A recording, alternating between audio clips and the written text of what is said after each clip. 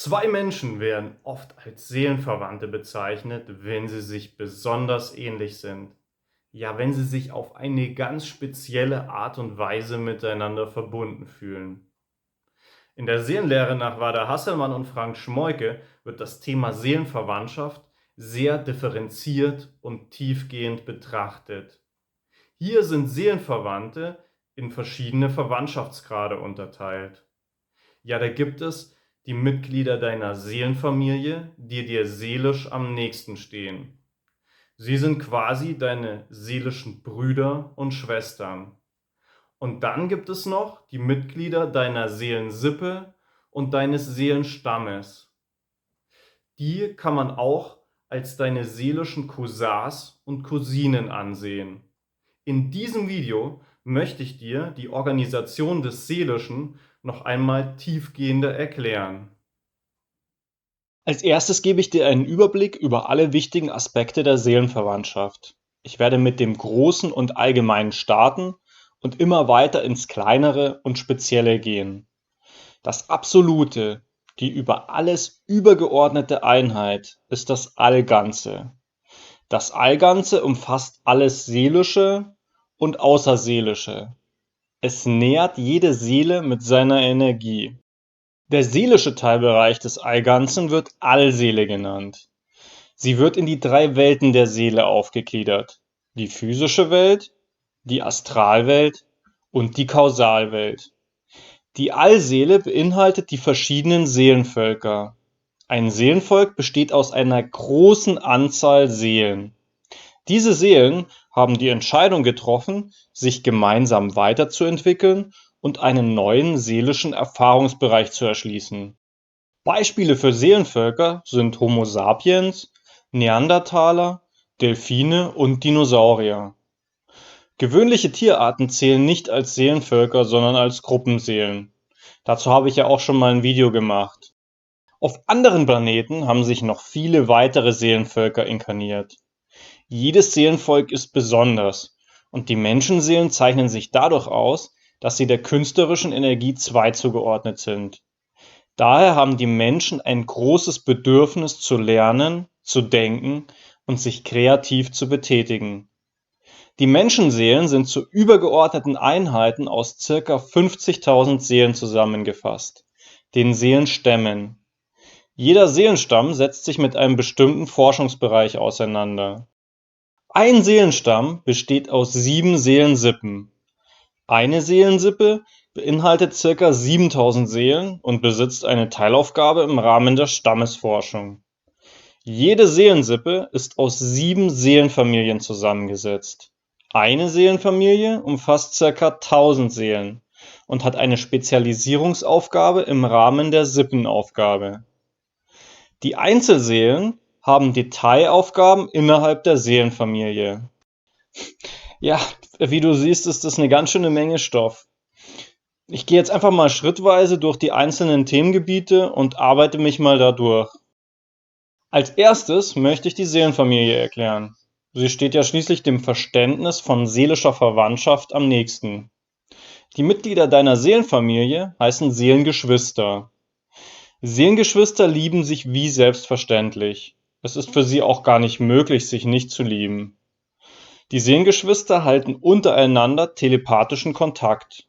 Dieser läuft bewusst oder unbewusst ab. Seelengeschwister leben auf der ganzen Welt verteilt, sind unterschiedlich alt und von unterschiedlichem Geschlecht. Es ist sehr selten, dass Seelengeschwister körperlich miteinander verwandt sind. Seelengeschwister verfügen über eine ähnliche Energiestruktur. Sie besitzen aber eine eigene seelische Individualität, weil sie unterschiedliche Seelenrollen, Entfaltungswege und Positionen innerhalb der Seelenfamilie haben. Zudem unterscheiden sie sich im körperlichen Zustand durch verschiedene Gene, Sozialisation und Erfahrungen. Die erste Inkarnation der Seelengeschwister erfolgt ungefähr gleichzeitig. Danach entwickeln sie sich in unterschiedlichem Tempo weiter. Ein Teil der Seelengeschwister schreitet besonders schnell voran. Sie möchten nach der letzten Inkarnation den Verbleibenden helfen. Ein anderer Teil entwickelt sich besonders langsam. um die anspruchsvollen Aspekte der Seelenfamilienaufgabe zu erfüllen. Je höher das Seelenalter der Seelengeschwister ist, desto verschiedener werden sie aufgrund ihrer unterschiedlichen Erfahrungen, die sie während der einzelnen Inkarnationen gemacht haben. In einem vorherigen Video habe ich bereits Merkmale erläutert, an denen du deine Seelengeschwister erkennen kannst. Ich werde es dir jetzt mal oben verlinken. Jetzt möchte ich mich mit der Seelenfamilie beschäftigen. Jede Seelenfamilie besitzt eine Forschungsaufgabe, die am Anfang in groben Zügen festgelegt ist. Im Laufe der Inkarnationen und mit ansteigendem Erfahrungsschatz spezialisiert sich das Themengebiet der Seelenfamilienaufgabe immer weiter. Es wird auch an die jeweiligen zeitlichen Bedingungen flexibel angepasst. Die Seelenfamilienaufgabe wird von niemandem aufgetragen. Sie entsteht nicht aus dem Prinzip von Ursache und Wirkung, sondern aus einem universellen Sinnzusammenhang. Der Sinn der Aufgabe liegt in sich selbst. Die gemachten Erfahrungen zur Seelenfamilienaufgabe fließen als Liebe, Wissen und Erfahrung zur Seelenfamilie zurück. In manchen Leben liegt die Betonung auf der Seelenfamilienaufgabe. Manchmal rückt sie völlig in den Hintergrund und es wird anderes fokussiert bearbeitet. Beispielsweise die Entfaltungsaufgabe der Seelenalterstufe oder eine karmische Verbindung. Wenn dich konkrete Beispiele für Seelenfamilienaufgaben interessieren, dann kannst du einfach das Video noch ein bisschen weiterschauen. Da werde ich insgesamt 7 Seelenfamilienaufgaben erläutern. Seelenfamilien bestehen, abhängig von der Seelenfamilienaufgabe, aus 2 bis 4 Grundenergien. Okay, an dieser Stelle muss ich jetzt, denke ich, unterbrechen. Es könnte einigen noch nicht ganz klar sein, was die 7 Grundenergien überhaupt sind. Ausführlich habe ich sie bereits in meinem Einführungsvideo in die Seelenlehre erklärt. Ich werde sie trotzdem jetzt mal oberflächlich kurz wiederholen. Sie sind einfach zu elementar für das Video. Die Seelenlehre nach Walter Hasselmann und Frank Schmoike basiert auf der Vorstellung, dass alle Dimensionen der nicht-materiellen und materiellen Welt von 7 universellen Grundenergien durchdrungen werden. Jede der 7 Grundenergien hat spezielle Wirkungen. Zudem wird jede Grundenergie einer der 7 Seelenrollen zugeordnet. Jeder Mensch hat eine Seelenrolle und diese entspricht seiner seelischen Identität. Die Grundenergie 1 hat das Prinzip Unterstützen und ist der Seelenrolle Heiler zugeordnet. Die zweite Grundenergie besitzt das Prinzip Gestalten und entspricht der Seelenrolle Künstler. Drittens, die Seelenrolle Krieger der kämpferischen Grundenergie 3 hat das Prinzip Kämpfen. Die neutrale Grundenergie 4 mit dem Prinzip Lehren und Lernen ist der Seelenrolle Gelehrter zugeordnet. Die 5. Grundenergie entspricht der Seelenrolle Weiser. Sie hat das Prinzip Verbinden. Das Prinzip Trösten und die Seelenrolle Priester kann man zur Grundenergie 6 zuordnen. Und schlussendlich, die Grundenergie 7 hat das Prinzip Führen und gehört zur Seelenrolle König. So, und jetzt wieder auf die Folie zurück, wo wir waren. Also, Seelenfamilien bestehen aus 2 bis 4 dieser Grundenergien. Die Energien sind unterschiedlich stark ausgeprägt. Sie werden so gewählt, dass sie zur Sinnstruktur und Aufgabe der Seelenfamilie passen. Die Seelenfamilienmitglieder haben lediglich die Seelenrollen, die den Grundenergien der Seelenfamilie entsprechen. Eine Seelenfamilie, die aus den Energien 1, 2 und 3 besteht, ist nur aus den Seelenrollen Heiler, Künstler und Krieger zusammengesetzt. Je weniger Grundenergien die Seelenfamilie beinhaltet, desto spezialisierter erscheint die Aufgabe. Je mehr Grundenergien sie beinhaltet, desto breit gefächerter wirkt die Aufgabe. Widmen sich Menschen ihrer Seelenfamilienaufgabe, erfahren sie eine Befriedigung und spüren eine besondere Art von Glücksgefühlen. Eine Seele kann lediglich im körperlichen Zustand zu ihrer Seelenfamilienaufgabe forschen. Befindet sie sich in der Astralwelt, unterstützt sie ihre inkarnierten Seelengeschwister. Nun möchte ich mich mit dem Beginn der Seelenverwandtschaft beschäftigen, also mit der sogenannten Ausschüttung der Seelengeschwister. Dazu zitiere ich die Quelle. Wir sprechen von Ausschüttung oder auch Ausstreuung. Damit meinen wir nicht, dass es jemanden gibt, der diese Ausschüttung vornimmt. Vielmehr dürft ihr euch den Vorgang so vorstellen, wie die Öffnung einer gereiften Samenkapsel, die Tausende von Samen enthält. Sie geht zu einem bestimmten Zeitpunkt auf und verstreut ihre Samen auf die Erde und in den Wind. Wenn eine Seelenfamilie sich entschieden hat, das Abenteuer der Inkarnation auf dem Planeten Erde zu wagen und sie die Reife erreicht hat, die damit verbundenen Aufgaben bewältigen zu können, öffnet sie sich wie eine Samenkapsel. Aus der ursprünglichen Einheit wird die Vielheit. Und jedes Samenkorn enthält das Wachstumsprogramm der ganzen Seelenfamilie. Nun kann es sich als Fragment des größeren Ganzen verselbstständigen. Es kann sich abtrennen und seine eigenen Wege gehen, ohne die Identität und die Zugehörigkeit zum Ganzen zu verlieren. Zitat Ende. Die Ausschüttungsreihenfolge ist die zufällige Reihenfolge der Seelengeschwister, in der sie sich zum ersten Mal auf der Erde mit einem menschlichen Körper verbinden.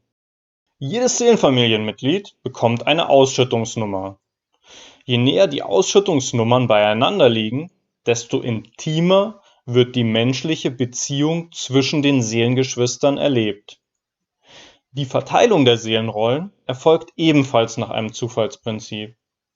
Die Aufgaben innerhalb der Seelenfamilie, die sogenannten Wege der Seele, werden nach der Ausschüttungsreihenfolge verteilt. Die erste inkarnierte Seele bekommt den Seelenweg 1, die zweite inkarnierte Seele den Seelenweg 2 und so weiter. Bei 8 geht es dann wieder von vorne los. Die 8. inkarnierte Seele erhält wieder den Seelenweg 1. Die einzelnen Wege der Seele werde ich gleich im Anschluss erläutern. Jetzt möchte ich noch auf die Aspekte der Strukturierung innerhalb der Seelenfamilie eingehen. Die Seelenfamilie wird auf folgende Art und Weise strukturiert. Erstens durch die Zufallsverteilung der Seelenrollen. Die zweite Strukturierungsmöglichkeit ist die individuelle Bearbeitung der Seelenfamilienaufgabe. Drittens die Zusammenarbeit in zeitgebundenen Arbeitsprojekten. Dazu werden kleine bis große Gruppen gebildet. Sie bestehen aus inkarnierten und nicht inkarnierten Seelen. Ein Projekt könnte zum Beispiel entstehen, wenn inkarnierte Seelengeschwister schwere Herausforderungen zu meistern haben. Viertens durch die numerische Struktur der Ausschüttungsreihenfolge. Jede Ausschüttungsnummer hat eine bestimmte Qualität, die bestimmte Erfahrungen fördern kann. Die 7er-Strukturen der 7 Wege teilen jedem Seelenfamilienmitglied eine Aufgabe zu. Jede Seele, deren Ausschüttungsnummer ein Vielfaches von 70 ist, also 70, 140, 210 und so weiter, ist für die Aufrechterhaltung des Kontakts mit anderen Bewusstseinswelten zuständig. Der Kontakt zur seelischen Außenwelt stellt sich häufig unbewusst ein, zum Beispiel im Schlaf. Die Seelen werden metaphorisch als tragende Säulen des Gerüsts der Seelenfamilie bezeichnet. Seelenfamilien auf einer Primzahlposition haben die Aufgabe, Energie zu sammeln und sie dort zusammenzuziehen, wo sie gebraucht wird. Dadurch festigen sie die Säulen der Seelenfamilie. Als nächstes möchte ich dir die Aufgaben innerhalb der Seelenfamilie erläutern, die sogenannten Wege der Seele. Die 7 Wege der Seele sind den 7 Grundenergien zugeordnet. Dadurch werden die 7 Grundenergien gleichmäßig innerhalb der Seelenfamilie verteilt. Der Seelenweg bleibt über alle Inkarnationen gleich und wirkt sich auch auf die Persönlichkeitsstruktur innerhalb einer Inkarnation aus. Der Weg mit der Energiezahl 1 ist der Weg der Berührung und hat die Aufgabe, Kontakt und Kommunikation zwischen den Seelenfamilienmitgliedern herzustellen. Er hat den Minuspol Symbiose und den Pluspol Innigkeit. Befindet sich eine Seele auf dem Weg 2, dem Weg des Wissens, hat sie die Aufgabe, innerhalb der Seelenfamilie das notwendige Wissen bereitzustellen. Der negative Pol ist Wissensgier und der positive Pol Gewissheit. Der Weg mit der kriegerischen Energie 3 ist der Weg der Kraft. Er hat die Aufgabe, den Seelengeschwistern Anstöße zu geben, den Minuspol Kraftmeierei und den Pluspol Potenz. Der Weg der Form ist der 4. Weg und hat die Aufgabe, die Seelenfamilienmitglieder bei ihrer Veränderung zu unterstützen. Umgeformt werden Gedanken, Lebensgestaltung, Beziehungen und so weiter. Der Minuspol ist Pedanterie und der Pluspol ist Angemessenheit. Befindet sich eine Seele auf dem Weg der weisen Energie 5, ist sie auf dem Weg der Sehnsucht und versucht die Sehnsüchte und Bedürfnisse der Seelengeschwister zu stillen. Der negative Pol ist Sorge und der positive Pol ist Geborgenheit. Der Weg mit der Energiezahl 6 ist der Weg der Stille und hat die Aufgabe, Stille zu spenden und die Seelenfamilienmitglieder miteinander zu vereinen. Der Minuspol ist Sprachlosigkeit und der Pluspol ist Schweigen. Der 7. Weg ist der Weg der Suche. Er hat die Aufgabe, die Seelengeschwister zu dynamisieren und kreativ anzutreiben, den Minuspol Unrast und den Pluspol Antrieb. In einem anderen Video habe ich bereits die einzelnen Wege der Seele genauer erläutert. Zurück zur Übersicht. Jetzt kommt die Seelensippe dran. Die Seelensippe ist die übergeordnete Einheit über der Seelenfamilie. Sie besteht aus 7 Seelenfamilien, also aus ca. 7000 Seelen. Jede Seelensippe ist innerhalb des Seelenstammes einer der 7 Grundenergien zugeordnet. Diese Grundenergie wirkt sich auf den Tätigkeitsbereich im Seelenstamm aus. Daher besitzt sie eine Teilaufgabe im Rahmen der Stammesforschung. Jede der 7 Seelenfamilien hat innerhalb der Seelensippe eine spezielle Position. Diese Position ist einer der 7 Grundenergien zugeordnet. Die Seelenfamilie erfüllt innerhalb der Seelensippe Aufgaben, die dieser Grundenergie entsprechen. Eine Seelenfamilie auf der Position 1 hat innerhalb der Seelensippe unterstützende Aufgaben. Auf der Position 2 gestaltende Aufgaben, auf der Position 3 kämpferische Aufgaben, beobachtende und lehrende Aufgaben auf der Position 4, auf der Position 5 kommunikative Aufgaben, auf der Position 6 tröstende Aufgaben und letztendlich auf der Position 7 führende Aufgaben. Und hier einfach mal ein kleines Beispiel. Die Seelensippe von Wada Hasselmann und Frank Schmoike. Die Aufgabe der Seelensippe ist die Untersuchung der menschlichen Fähigkeit, den Unterschied zwischen Wahrheit und Illusion feststellen zu können. Die Seelenfamilie auf der Position mit der unterstützenden Energie 1 besteht aus den Seelenrollen Heiler, Künstler und Weiser und hat die Aufgabe, Empfindung von Illusionen in Ekstase und Verzweiflung. Die zweite Seelenfamilie ist aus den Seelenrollen Künstler und Gelehrter zusammengesetzt und besitzt die Aufgabe, Anzweiflung von Dogmen und Sprengung der Illusion von dauerhaftem Wissen. Die Seelenfamilie auf der Position 3 enthält die Seelenrollen Künstler, Weiser und Krieger und widmet sich der Aufgabe, Untersuchung des Werts von Täuschung und Enttäuschung.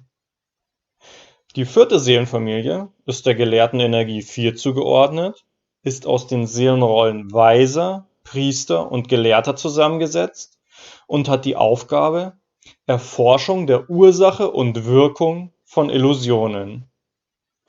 Die Seelenfamilie von Frank Schmoike auf der Position 5 erforscht die Aufgabe, Einbringung des Wahrheitsgehalts von Traditionen in geistiges Neuland und besteht aus den Seelenrollen Priester, Künstler und Heiler.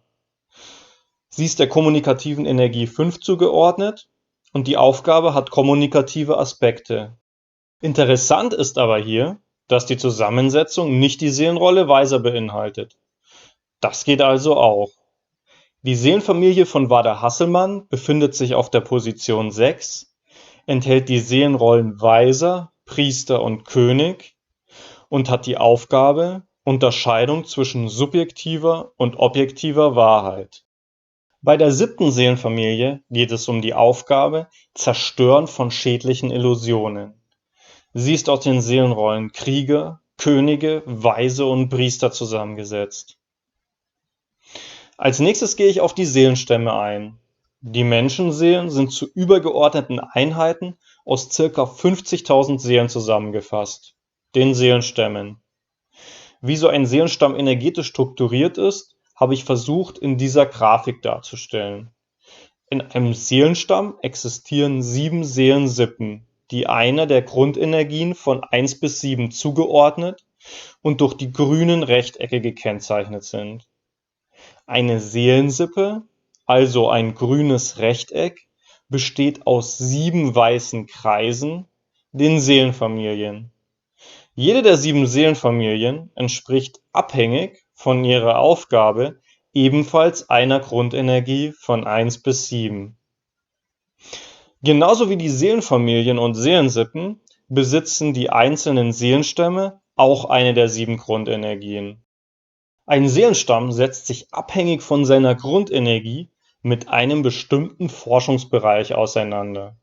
Die übergeordneten Themen, zu denen ein Seelenstamm forschen kann, sind ihrer Energie nach geordnet in dieser Tabelle aufgeführt.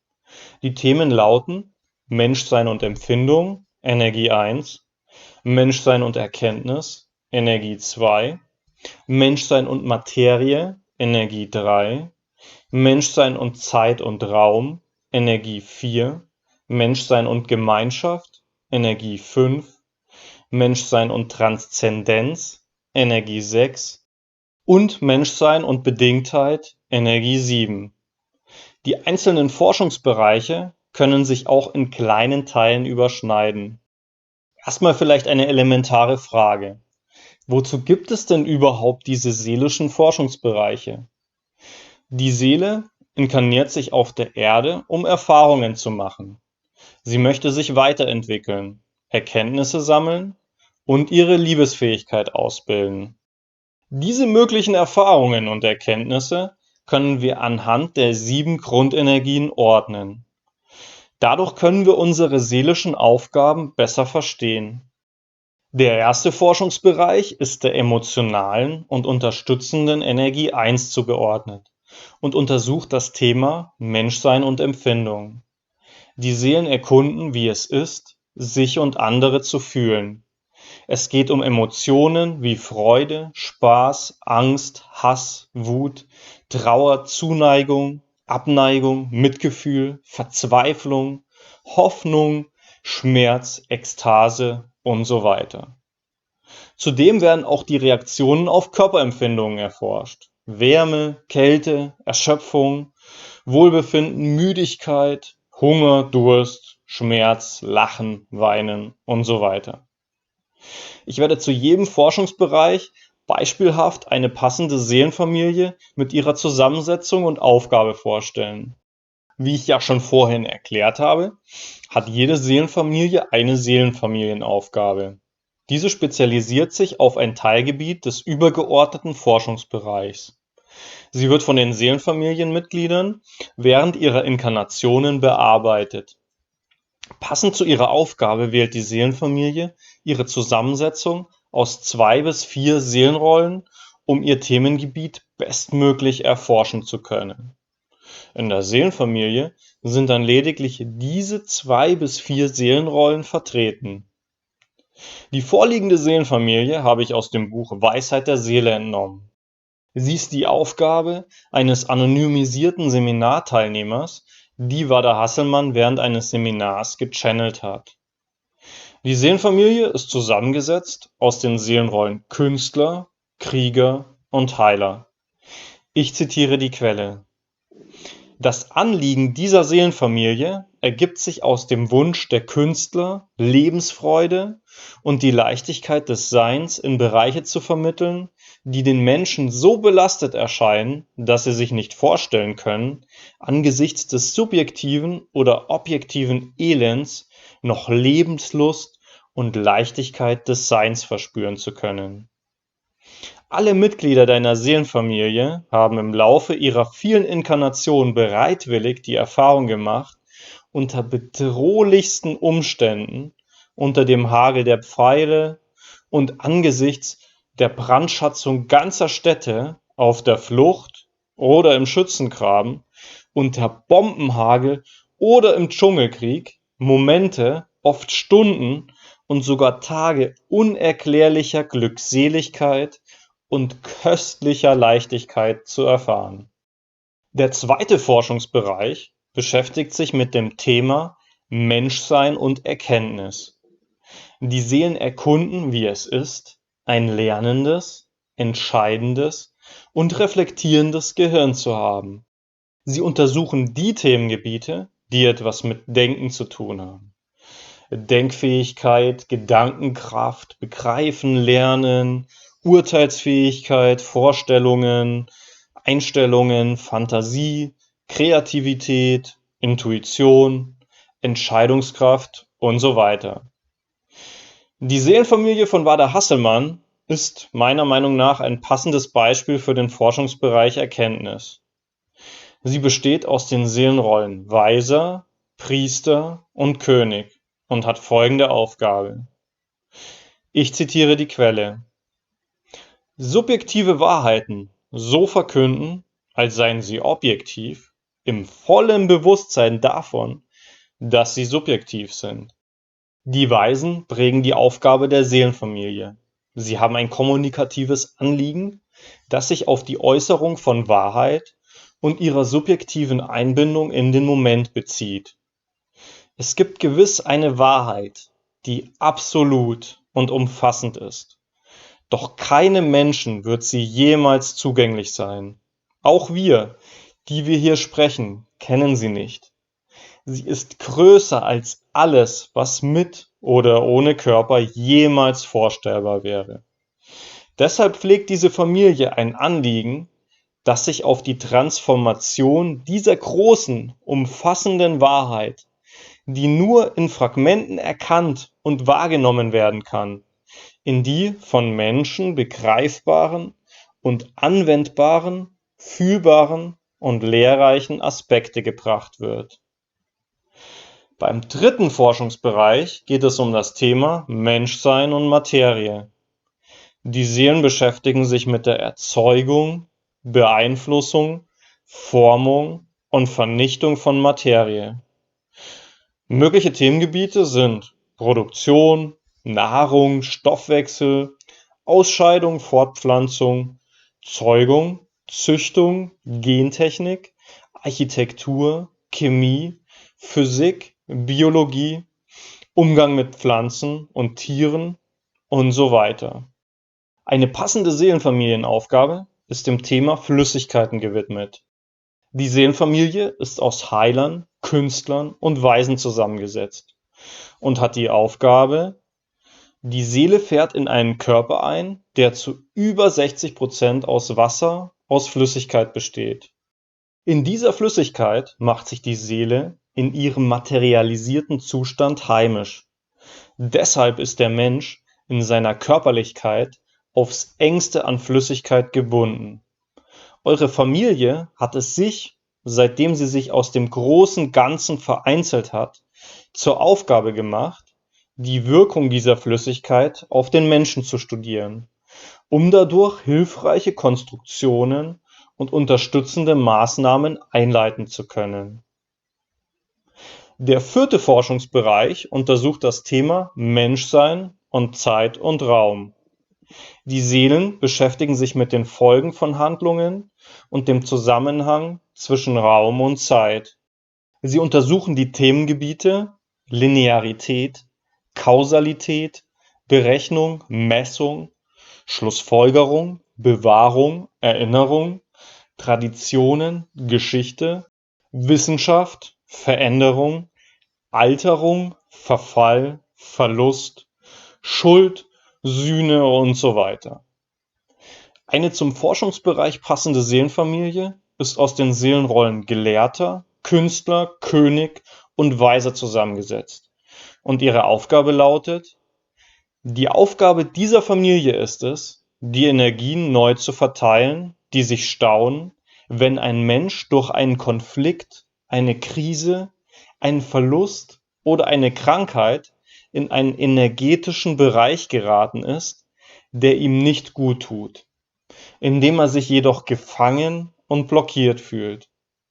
Von der anderen Seite her betrachtet geht es darum, mutig und weise und mit vielen guten Einfällen der Gewissheit Ausdruck zu verleihen und diese Gewissheit auch zu vermitteln, dass kein Zustand, kein einziger Zustand in der Zeit und im Raum jemals von Dauer ist.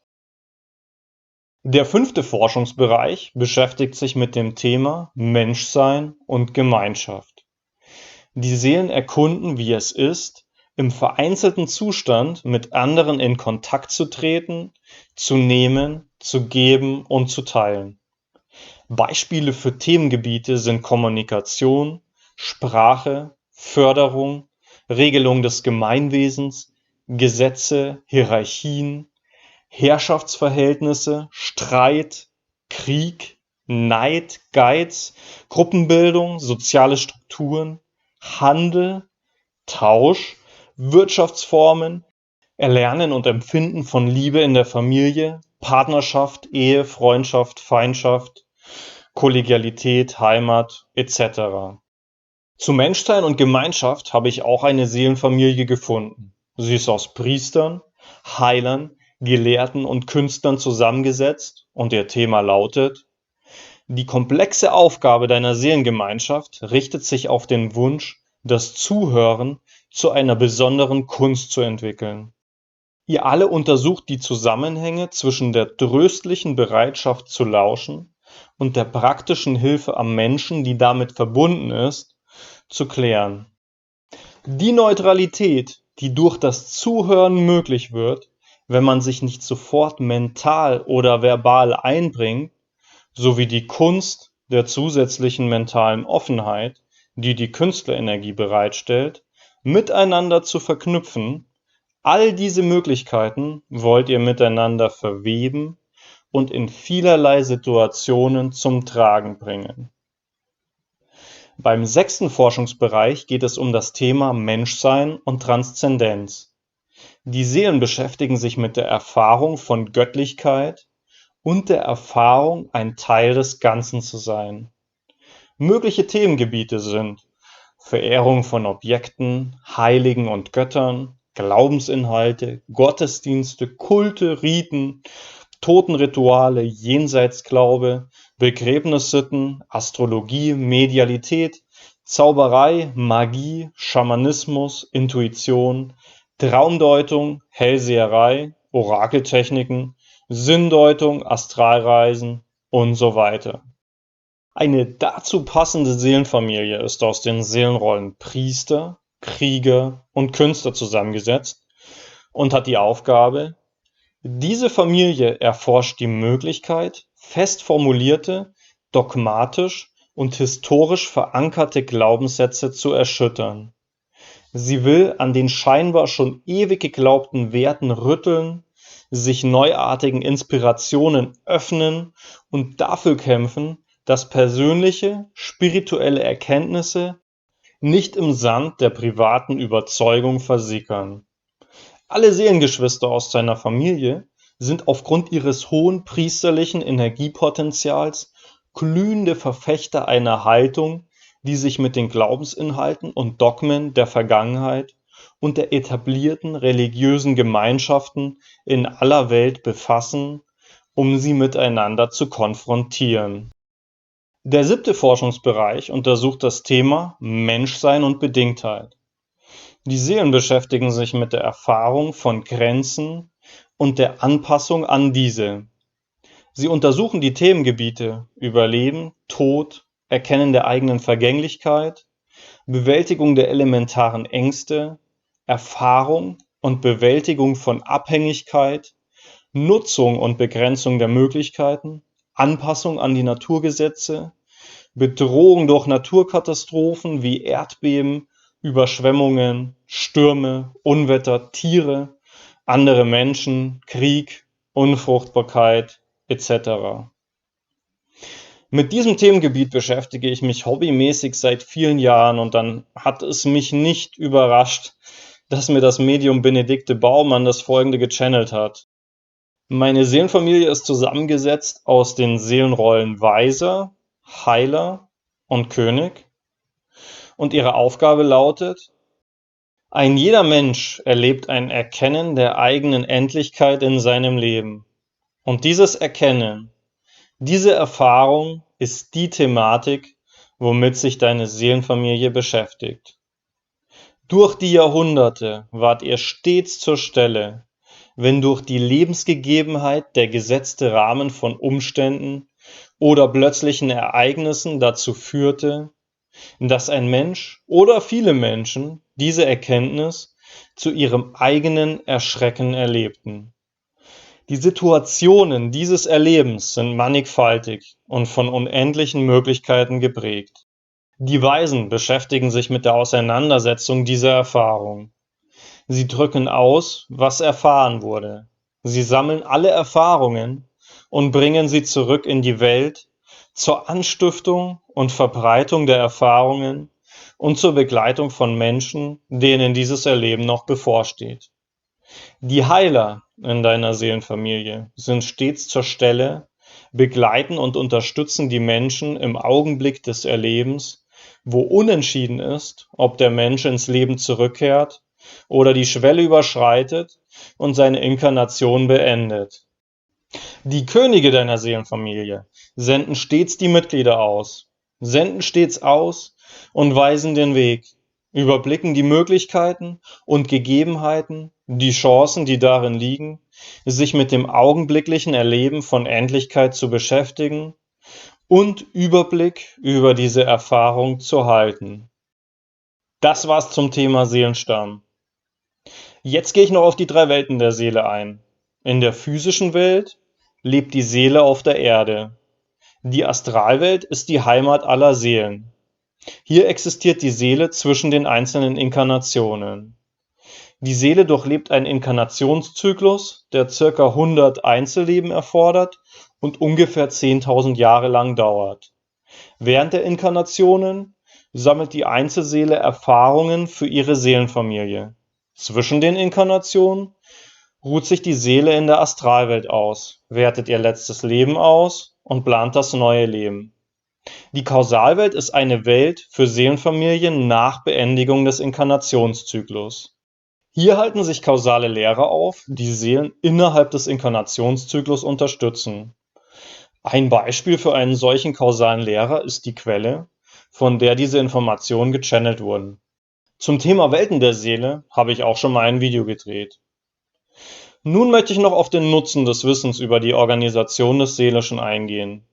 Dein Seelenweg und deine Seelenfamilienzusammensetzung haben Auswirkungen auf deine Persönlichkeitseigenschaften. Wenn du beides weißt, kannst du ihren Einfluss auf dich besser reflektieren. Angenommen, deine Seelenfamilie enthält die Seelenrollen Priester und Gelehrter und deine Seelenrolle ist Priester.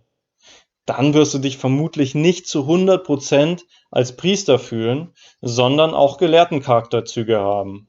Durch Reflexion von Persönlichkeitseigenschaften kannst du mehr Toleranz für dein Verhalten und das Verhalten deiner Mitmenschen entwickeln.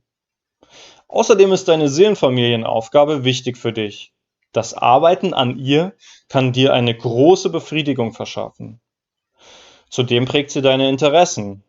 Mithilfe des Wissens über deine Seelenfamilie kannst du deine Seelengeschwister besser erkennen. Du kannst deine Seelengeschwister finden, indem du dich mit den Themen deiner Seelenfamilienaufgabe beschäftigst. Darüber hinaus kannst du mit deinen Seelengeschwistern Kontakt aufnehmen und sie in schwierigen Situationen um Hilfe bitten. Du kannst direkt erfahren, dass du nicht alleine bist und erkennen, dass du dich unbewusst nach der Einheit in deiner Seelenfamilie sehnst. Abschließend ist mir eine Sache noch total wichtig. Die Seelenlehre und das Wissen zur Organisation des Seelischen ist nicht als die Wahrheit anzusehen. Es ist eine Perspektive, eine Blickrichtung auf das, was man als Wahrheit bezeichnen könnte. Die Archetypen der Seele und die Seelenlehre hat Wada Hasselmann in Trance als Durchsagen von einer transpersonalen Wesenheit übermittelt bekommen, die als die Quelle bezeichnet wird. Die Quelle ist eine Seelenfamilie, deren Mitglieder ihre letzte Inkarnation abgeschlossen haben und die sich als sogenannter kausaler Lehrer betätigt.